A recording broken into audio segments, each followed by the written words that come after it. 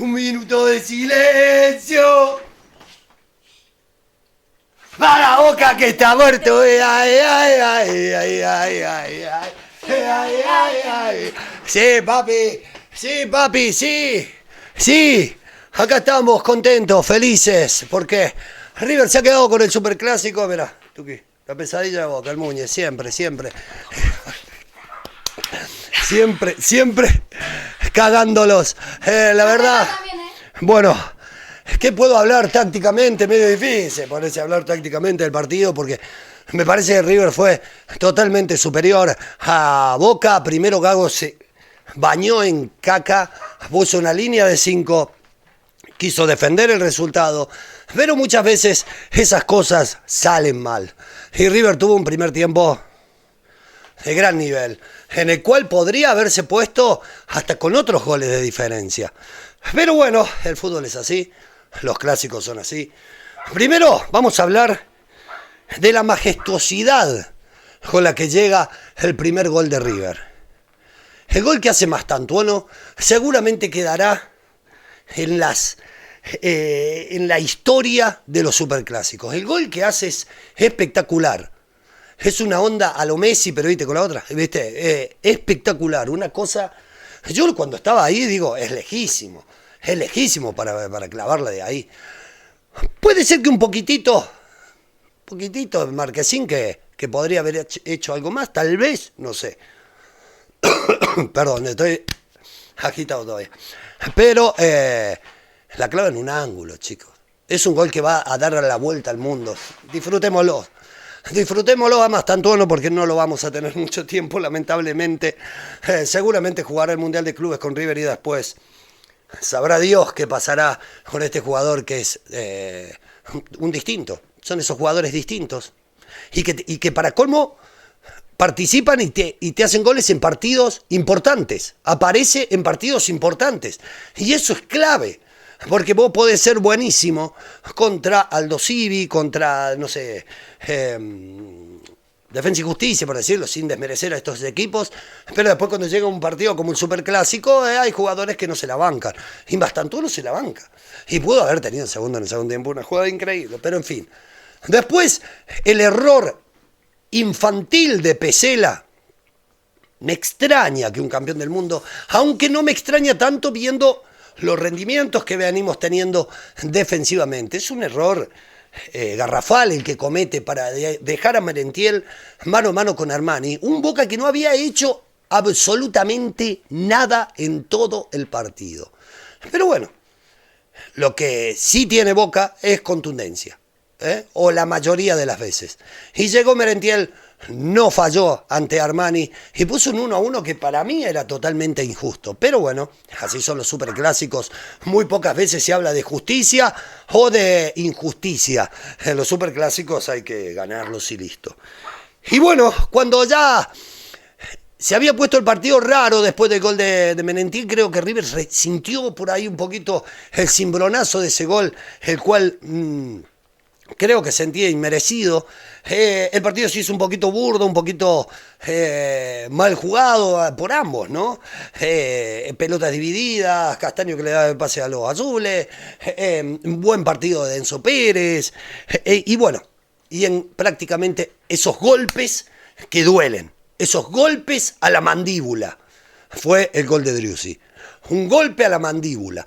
Porque River para colmo había tenido otras chances antes del gol. Un cabezazo que saca Marquesín impresionante, me estaba acordando de eso.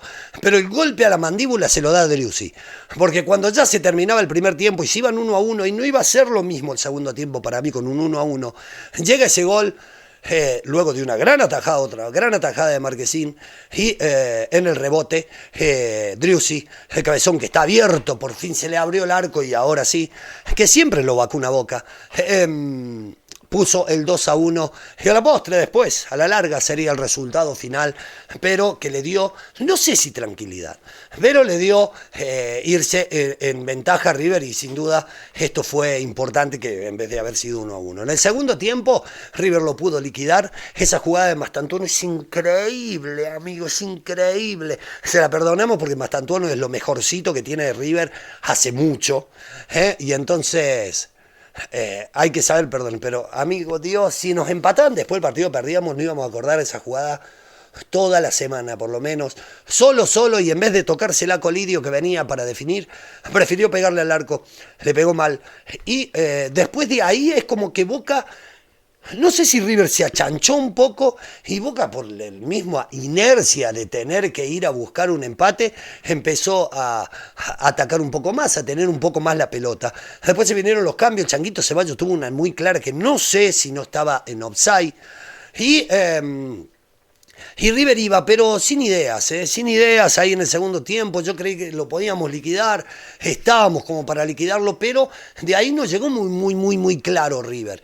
Y apareció la bestialidad, el enorme, el gigante, el gana partidos de Armani. El gana partidos de Armani. Porque primero saca una pelota en el cual era gol en contra de Martínez Cuarta, una pelota abajo, dificilísimo. No sé si pegaba en el palo o no, pero saca una pelota bárbara. Y en la última jugada prácticamente del partido, saca otra pelota genial para que después quede el resultado. Cuando parecía, ya digo, acá nos empatan, había que sufrir, boludo. Había que sufrir, no se podía ganar el partido tranquilamente, no, había que sufrir. Habría que sufrirlo un montón.